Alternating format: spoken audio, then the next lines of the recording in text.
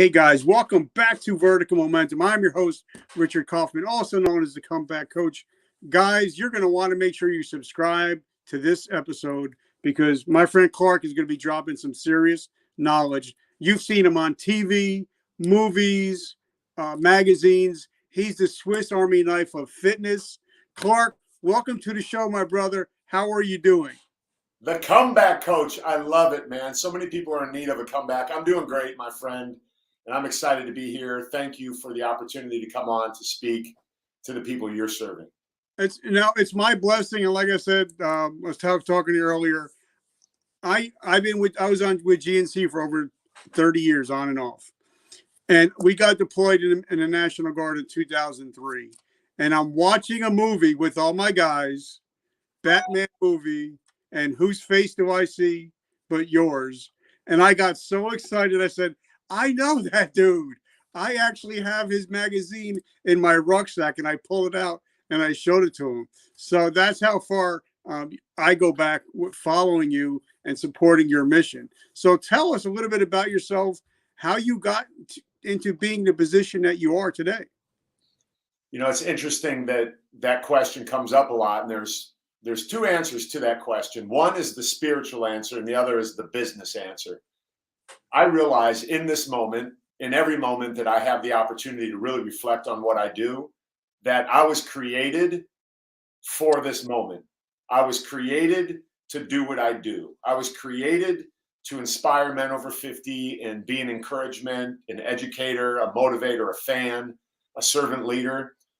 And then as I passed through my 50s and started really observing what it looked like to be a man over 50, I realized there was a big gap. There was someone needed to step in and fill the need, right? In sales, it's find the need, fill the need, close the sale.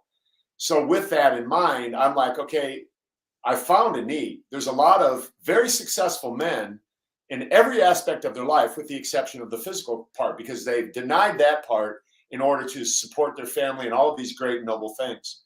But when they get around 50, 55, 60, they're like, okay, I have everything else, but I'm not in the body that I want to be in, because let's admit it, we're all narcissistic. We all want to look good, and we should all want to look good.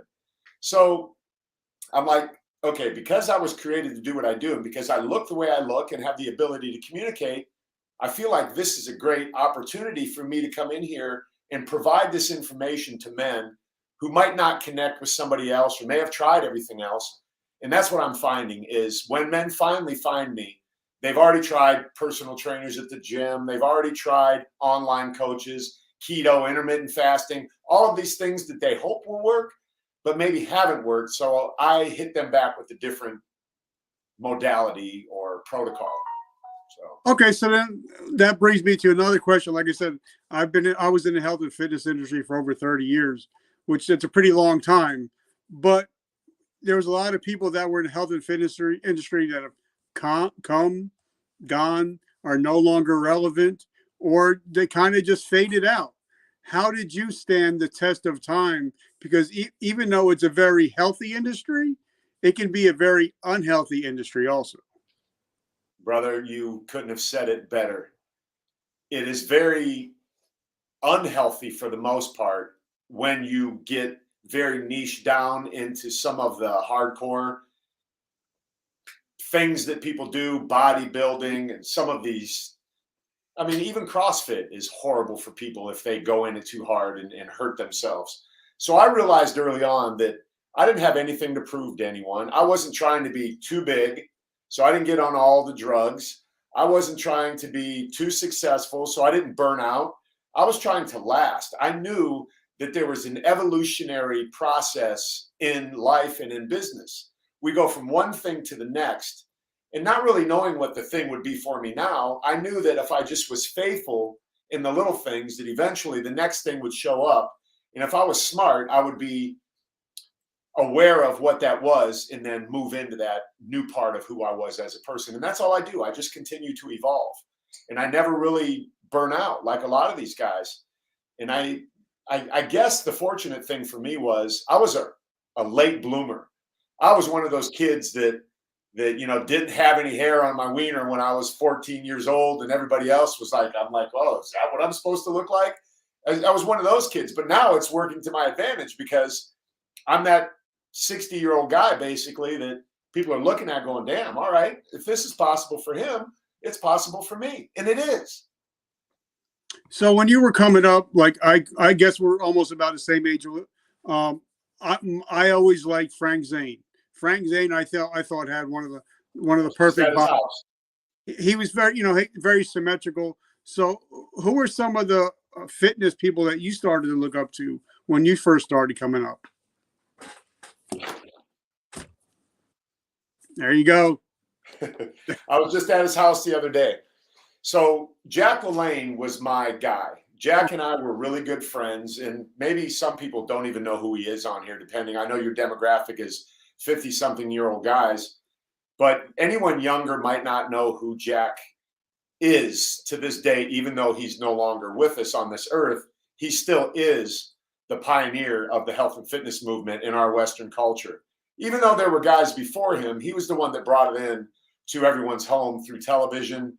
And he was just a fantastic mentor of mine and a coach.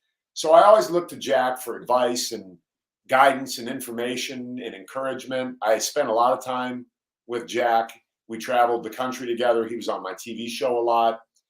And he was definitely my guy. Matter of fact, I had Elaine Lala on my Zoom call probably 3 months ago as she was launching Pride and Discipline, the story of Jack LaLanne and his evolution of his career and his life. And she said something to me that was just so heartwarming. She said, Clark, Jack really loved you. He was so impressed, not only by how you looked, but by how you think and how you treated people. And that's what I learned from him. The way that man thought and the way that man treated other humans was something that I wanted to emulate, because he was so thoughtful and so caring and so loving and so engaged. He would listen and make people feel appreciated. And that's what we really should do in life. All right. So now even hop back a little bit further, because usually if somebody is a person like yourself, big-hearted, caring, empathetic, they usually can pinpoint one person that was like that, either mother, father, grandfather, grandmother. Who was that one person that you got that trait from? Mom. 100% my mom. And what are you trying to do, Richard? Make me cry on here? It's, as my mom lays in a nursing home, waiting to take her last breath in this moment, I can 100% absolutely, beyond a shadow of a doubt, tell you that her legacy will live on through me, because that's what I watched this woman do. In the 70s, when it was safe to pick up hitchhikers, everyone that was on the side of the road, she pulled them over, even fed them. Every kid in our neighborhood, even though we were poor, knew they could walk into our house as long as they respected our home, take out the bread, dip it in the spaghetti sauce, and act like it was theirs. They would get treated like it was her child, yelled at, beat if necessary, or whatever. But that woman loved people unconditionally, regardless of how they looked, what they were wrapped up in, and always taught me, don't ever judge any person, because you're no better and they're no worse. I love it. And like I said, that's something that I really love about you, is you're so empathetic that you actually listen to people. And I've known plenty of people that know you personally, and they say you probably got one of the biggest hearts of anybody, whether in the fitness industry or without of the fitness industry.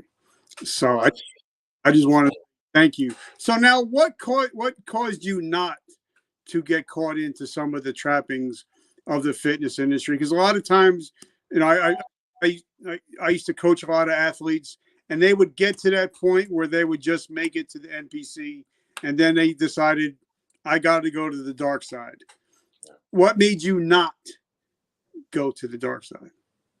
So I was at a bodybuilding show one time, and backstage there was this kid. Well, I'll even rewind it back further. I don't know if you remember a bodybuilder by the name of James DeMello, very dear friend of mine, one of my mentors, but he was on the cover of a Muscle and Fitness magazine in the 80s. And I remember sitting there with that magazine with him and Corey Everson on the front cover of it. And it said, "World's Most Handsome Bodybuilder." And I looked at it. I was rolling a joint on it, separating the seeds out of the weed. That back then, that's how it came. But I remember thinking to myself, and I looked at my roommates, I'm like, I'm better looking than this guy. And it was then that I said, I want to be on the cover of magazines. So then I did a bodybuilding show one time, and I saw this kid getting his picture taken by everybody. I'm like, why are they making such a big deal out of him? Look at me, I'm over here. So I had this jealousy and this understanding that it was possible for me to do that if I figured out how to do it. So I started moving in that direction, not really having that success yet, but having some success, enough to be around photographers. And specifically, it was Ralph DeHaan. I was doing a shoot with him, but I was assisting because I wanted to learn both sides of the camera. I thought if I carried his bags, I set up his lights, and I watched him shoot other models, I would get insight on how I could become that guy. So I was at a photo shoot one time, and he was shooting this bodybuilder, and when they were done, I was cleaning up, and I remember this guy saying to Ralph as they were shaking hands and leaving, he said, "I'll call you the next time I'm in shape." I was like, okay. These guys aren't always ready to be on the magazines. The next time I'm in shape. And that rung in my head. So I had the option at that point in my career. I could have continued down the path and got on everything and became a big bodybuilder if I wanted to. But I was more interested in the modeling, and fitness modeling never existed. It wasn't a thing. You were a bodybuilder who took pictures when you were in shape. That was it. So I thought, what if I'm always in shape? What if I tell everybody I'm always in shape?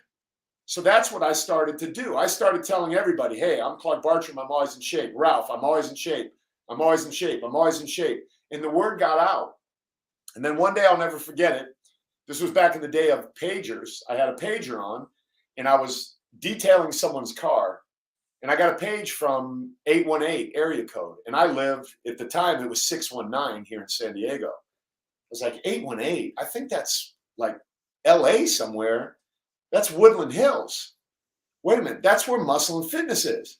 So I called the number, Muscle and Fitness, can I help you? I'm like, yeah, I just got a page from this number. She said, is it Clark Bartram? I'm like, yeah. She's like, hold on, I'll patch you through to Mr. Chatta. Jim Chatta was the art director for Muscle and Fitness at the time.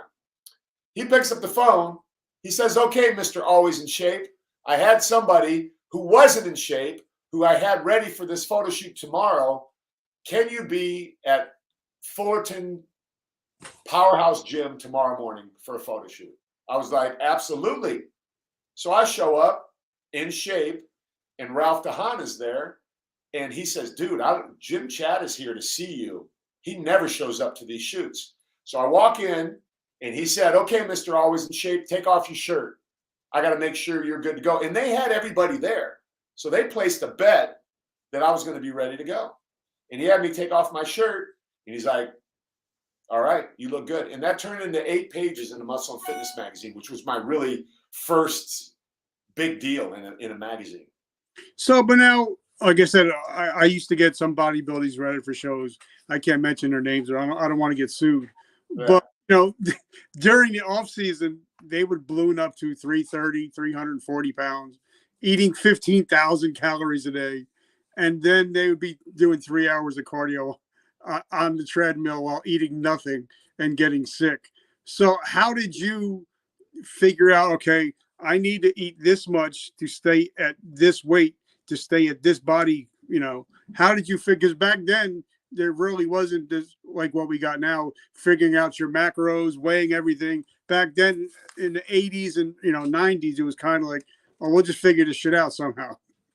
And that's what it was. There was one kid in the gym that was really smart. Super smart.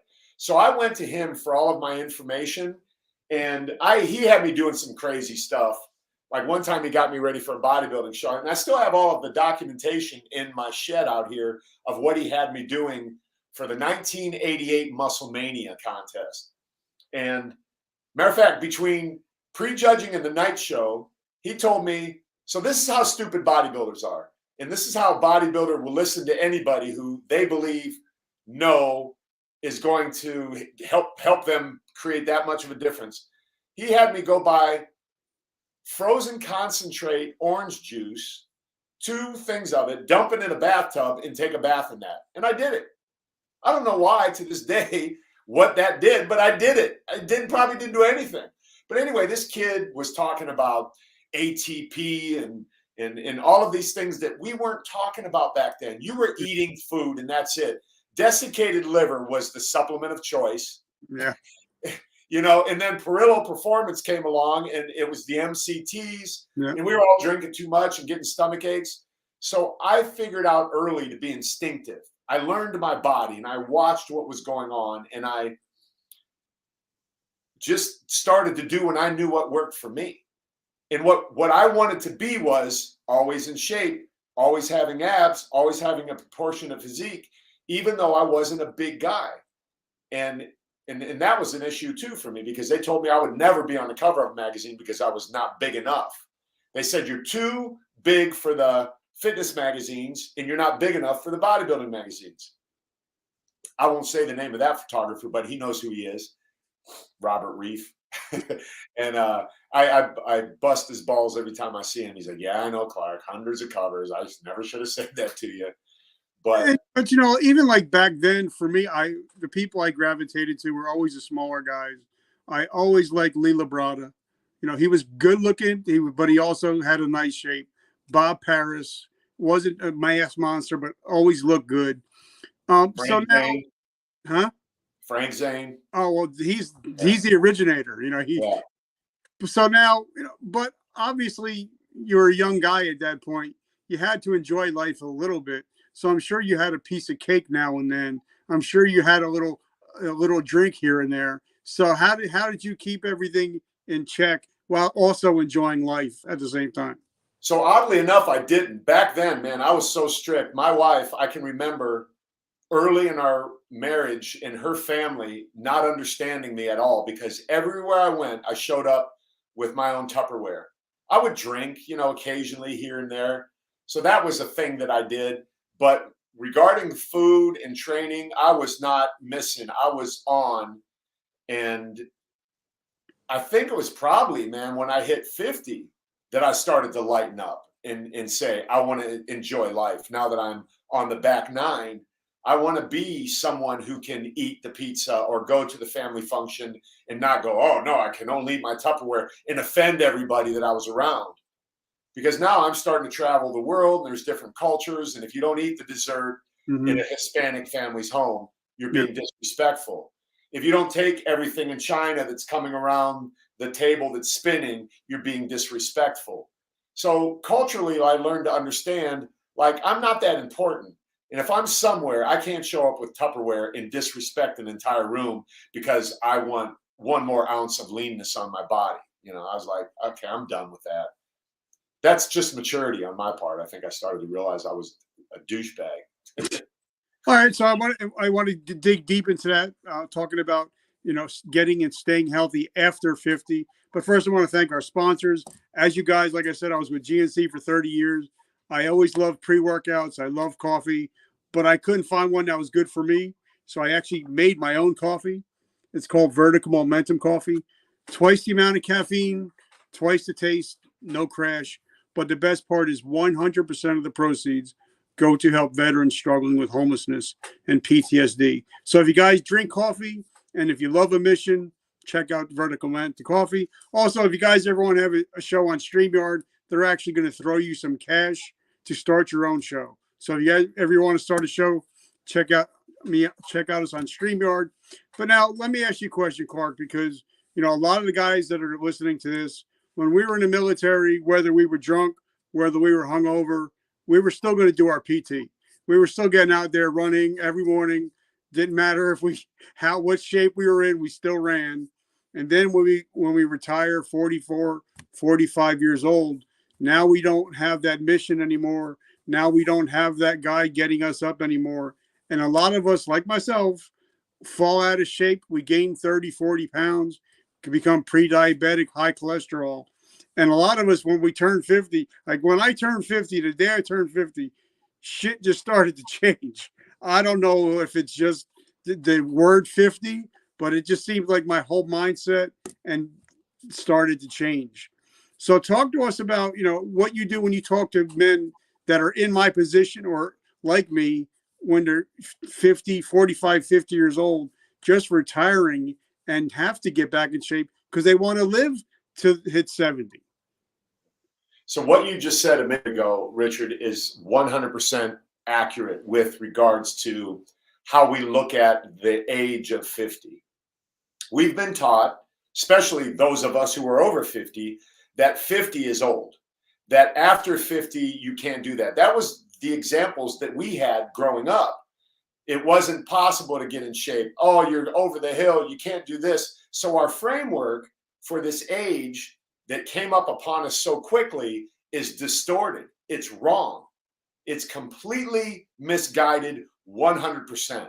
Absolutely beyond a shadow of a doubt. I don't care who you put in front of me. They could have a PhD. They could have all the science they want. If they sit here and try and tell me that after the age of 50, it's not possible to do anything, I'm going to tell them, you're stupid. Go back to school or get away from school because your belief in what is possible with this human body is completely wrong.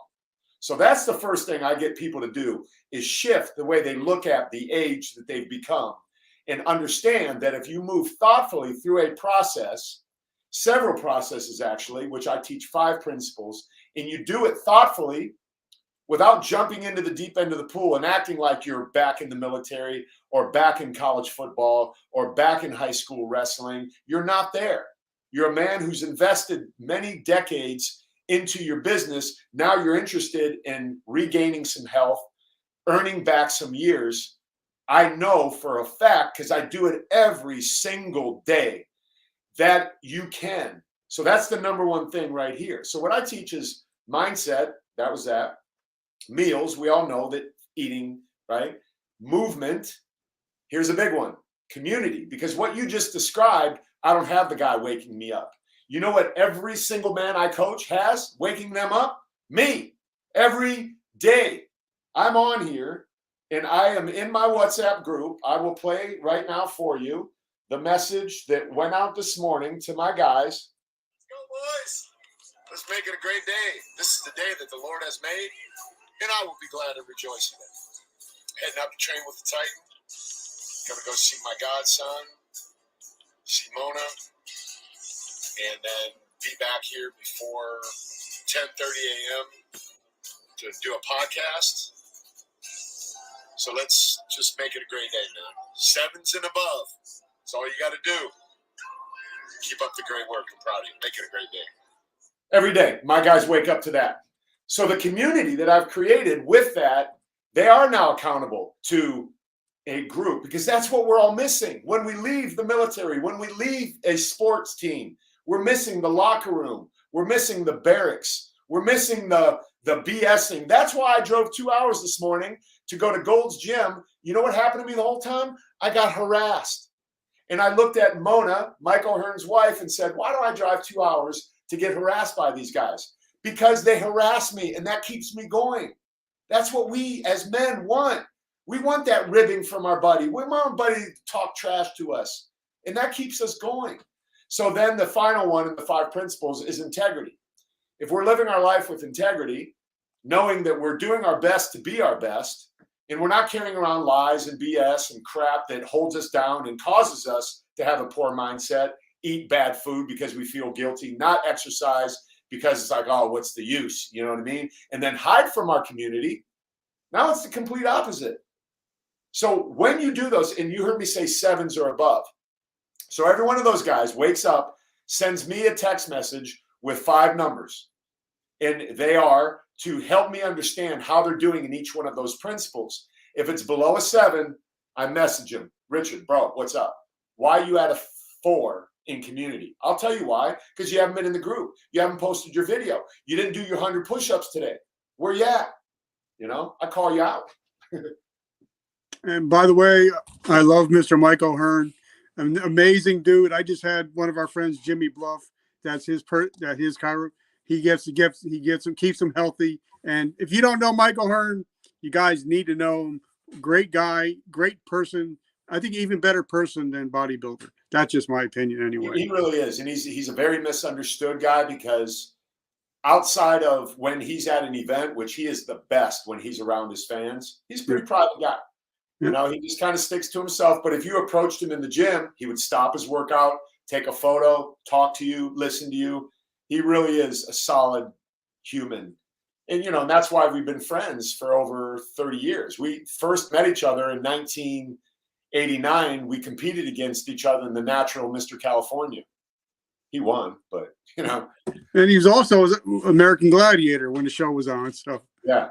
All right. So now I think something that you really said is you talk about is accountability, because a lot of times, you know, we really don't realize all the shit that we're putting in our body until we write it down and start looking at it. Then you're like, damn, I really am eating a lot of shit. But even like, you know, even the Bible says you can't have a business until you know what your inventory is. So talk to us about that, about, you know, when you first start working with a guy, telling him, listen, you need to be honest with me and tell me all the crap that you're eating, or else I can't help you. So right after this, Richard, I'm doing a Zoom call with a new guy that just signed up, who is exactly what I described. I can share his video with you, but I won't. He just said, I've achieved everything I've wanted in life. I've got all the money I need. I'm a successful businessman. I have a wonderful marriage. I have amazing kids. I have grandkids, but I don't have the body I want, because I like sweet food. I like savory food. I like this and that and other thing. And I watched this video and I'm like, okay, I have a discernment that's part of the gifting that I have, that I referred to earlier, like how and why I got into this. It's how I was created. So when we do our Zoom call, I'm going to ask him, first of all, how do you like to be coached? How can I be a servant leader? How do you like to be coached? And most of these guys will say, just be honest with me. I'm like, all right, you said it. It's on recording. And I'm going to be honest with you when it's time to be honest. And I'm going to call you out when it's time. Typically, these guys fall victim to what I refer to as the witching hour. Do great all day, 6 o'clock hits, beers, chips, bullshit they know they shouldn't be eating. So what I do is I get into their head and we start talking about, why are you eating these things? What happens in those moments? And we just get into a deep discussion. And what I like to do is demystify the fitness part by elevating the human part. No one needs to come to me to learn how to walk on a treadmill or not eat carbohydrates. We all know, okay, do that long enough, you're going to lose weight. But what I like to do is have a relationship with these guys to where they open up and start revealing some of the things that they've held back, because we all have trauma. And those are the things that cause self-sabotage, is what a lot of these guys refer to it as. And when that happens, then I'm like, oh, okay, now we're getting somewhere. You said, be honest.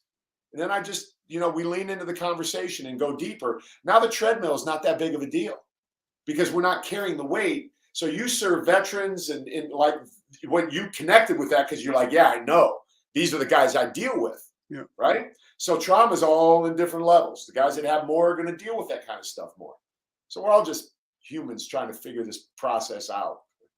Well, one thing that I said, somebody that you're still coaching, I can't use his name, but he says you're the one guy that will yell at him at the gym, but will pray with him in the parking lot. There you go. And I think that says a lot, because a lot of guys, you know, a person can yell at me, I'm good with that, but when you start getting into my feelings, that's a whole different story. And I think when you're a coach, there's a trust. And once you build that trust, I think the coach-client relationship becomes more of a mentor relationship. You know what I mean? So is that what you do? That's exactly what I do. You know, you earn the trust by being the guy that does what you're asking someone to do. I always say I lead from my feet, not from the seat. I'm not relying on magazine covers from 20 years ago to say, hey, I'm this guy. I'm that guy now. I mean, I could take my shirt off today, because you know what? Clark Bartram is still ready today to be on the cover of a magazine. You know, I mean, it's all there. It's not photoshopped. It's not lighting. It's consistent effort that's being put forth. So when a guy comes to me and trusts me with his hard-earned money to guide him, he's going to get someone who's legitimately doing this stuff and wants to share that with him, because I want that for him too. The greatest thing that I see is when men finally have that breakthrough moment and they go, wow, I wasted so many years being locked up in a body that I wasn't happy with when it wasn't as hard as I made it out to be. And being vulnerable is a big part. And no man wants to be vulnerable, but that's what I show. I show vulnerability. I tell the truth about everything that's going on in my life to these guys. Sometimes to the point of, man, Clark, you didn't need to tell us all that. I'm like, I don't care. I don't care. You know, I got nothing to hide from you. All right. So now, like, I had a great meetup with a gentleman you might have heard of. His name was Gary Vaynerchuk. And I said, you know, he started this whole podcast with me and all that. But I said, Gary, I want you to give me something that will change my life. And he said, Rich, your legacy will always be more valuable than your currency. And that's when I started to think, what kind of legacy am I leaving my children, my grandchildren, or the relationships that I make in this lifetime? So, you know, when you said, you know, at 50, sometimes you feel like you're at the backside of the back nine, but also it felt like at 50, I wasn't creating my legacy, where now I feel like I'm creating a legacy. Can you please talk about creating legacy? Yeah, I think oftentimes legacy is created without even the thought of creating a legacy. I think that's when true legacy is created. It's not like you're waking up trying to, you're just waking up and being. And part of your being is leaving the legacy of who you are as a person. And that's the beauty of the aging process. Is me and Mike were talking about it this morning. And I was talking about it with somebody else on a earlier thing that I was on. The maturity aspect of who we are, we let go of a lot of the ego that we had when we were younger, because we've been through more crap. We've experienced more trauma. We've made all the money. We've lost all the money. We've had successful relationships. We've had failed relationships. We've done the right things. We've done the wrong things. And finally, we're over ourselves. We're like, I am no longer impressed. That's what it was. There's a guy, a Navy SEAL guy, an Australian Navy SEAL guy that got eaten by a shark. And I asked him to speak on my Zoom call. And he's like, dude, I'm so over that. I said, why? He goes, because I'm tired of myself. He goes, I'm tired of speaking about myself. So I could see like this desire to say, here's who I am is gone. And that's really where I'm at. So I'm just left with me being who I was created to be. And that's just loving people. And when you love people, you're going to leave a legacy, because you're going to have an impact on them. So that to me is the way, at least for me. You know, obviously your kids are going to be there because they're experiencing you most. I'll tell you the honest to God truth right now. The best impact I'm having in my life, my wife is struggling right now emotionally. She's at a place in her life where we can't figure out what's going on. And I got to dig in right now. And she's thanking me. Oh, thank you. And I'm like, why are you thanking me? Why? This is what a husband's supposed to do. And my son is seeing this, and that it's not me saying, hey, look at what I'm doing for your mom. I'm such a good guy. I'm loving her when she's unlovable, or I'm whatever.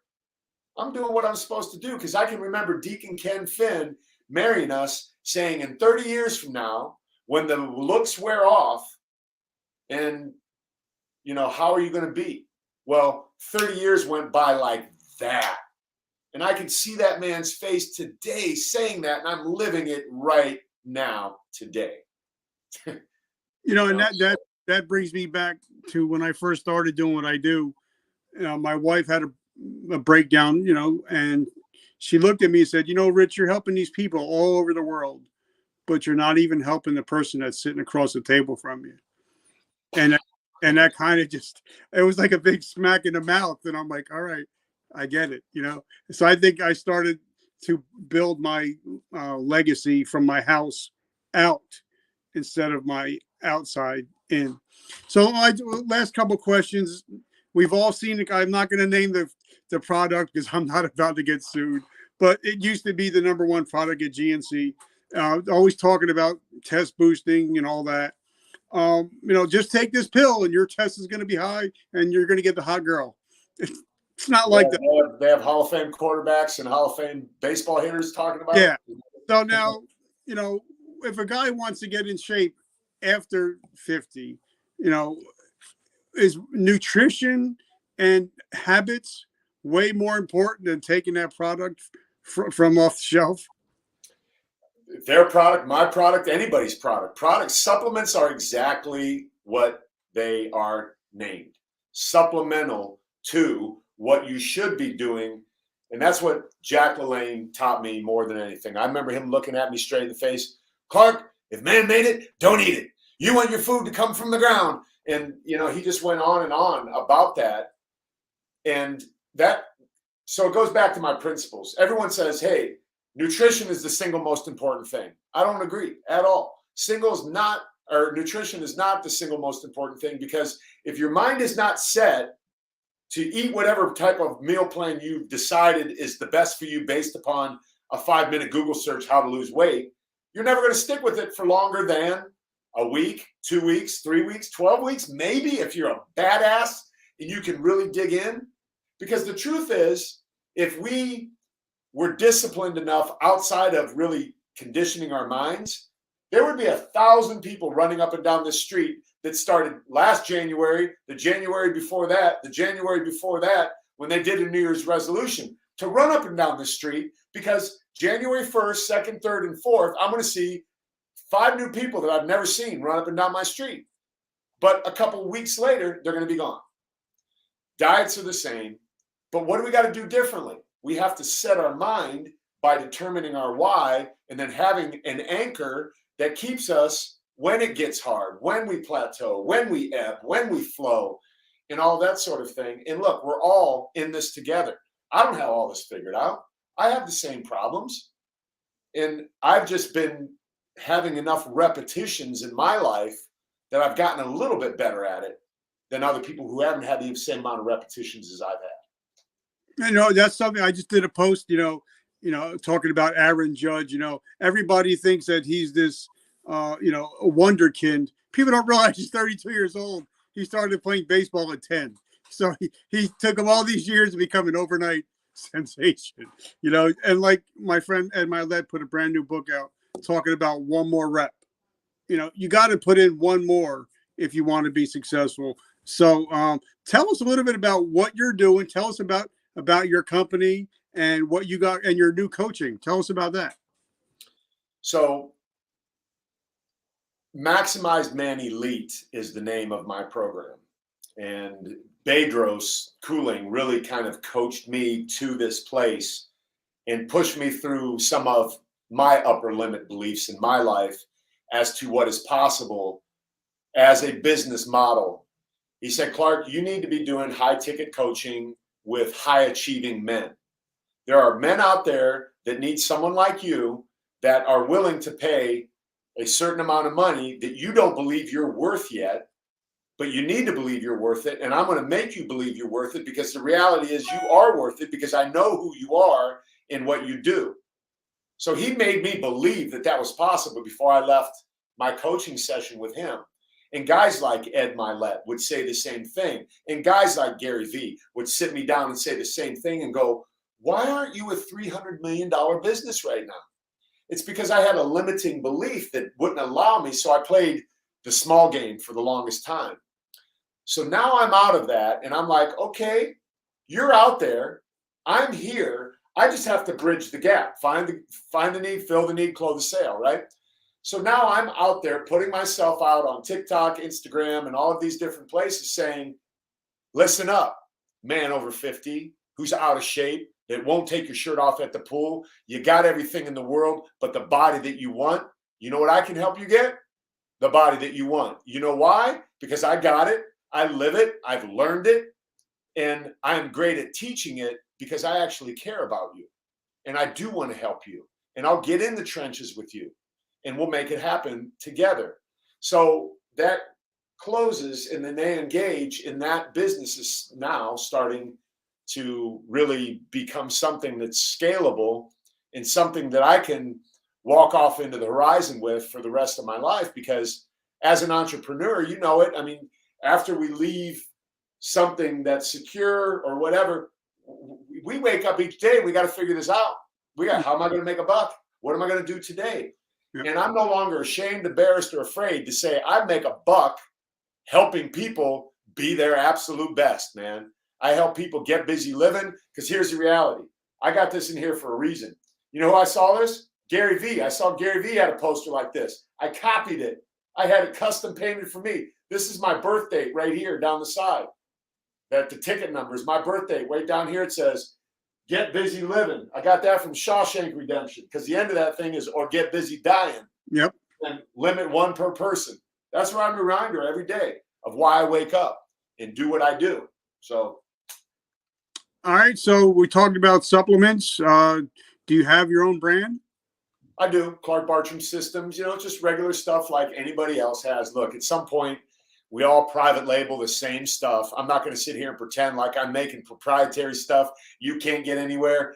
Protein's protein. How much do you want to pay, and do you like the taste? You know this after being in the industry forever. It's really, I heard someone talking the other day, just get protein. Doesn't matter if it's isolate, concentrate, just get a protein that you're going to. But ideally, get it from food.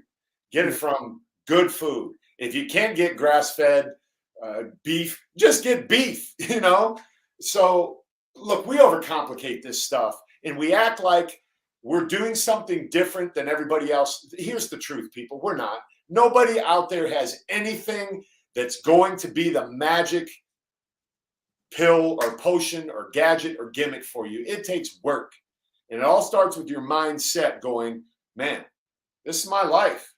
I'll tell you one quick story. I had a lady named Sally that I met. She was on my TV show, American Health and Fitness. I walked into the wardrobe trailer. To the right, 6 hot fitness models trying on their outfits. Oh my God, this makes me look fat. This and that and the other thing. I said, I don't want to be around that.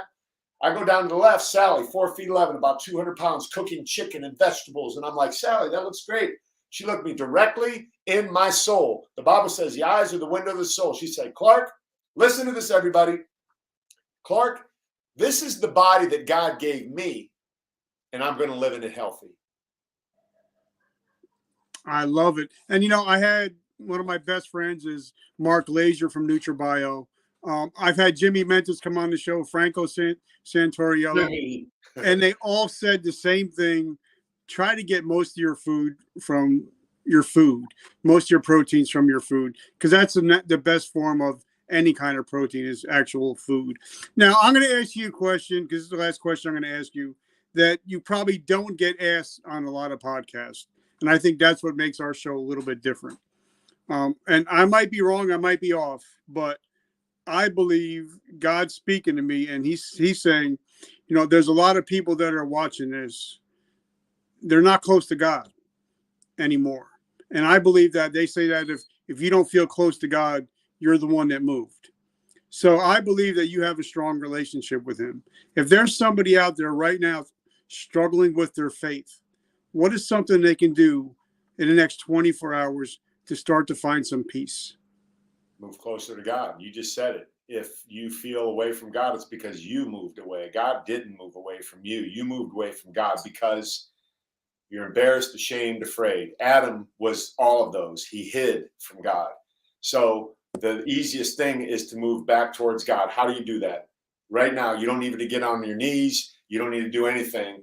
Sit up and just say, God, I'm sorry. I'm here. What do I do? What's next? I promise you that answer will be revealed, because I don't fit the job description.